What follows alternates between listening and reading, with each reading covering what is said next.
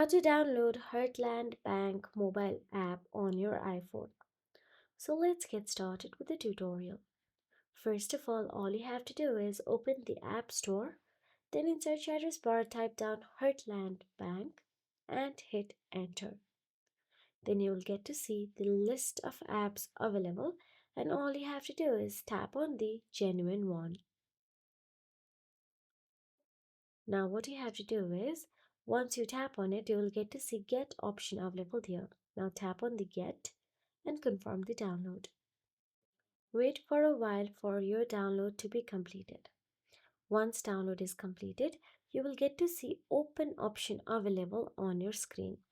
And all you have to do is tap on the open and open the Heartland Bank app on your device and simply log into your account. And that is it. If you found this video helpful, please like, share and subscribe, and thank you so much for watching.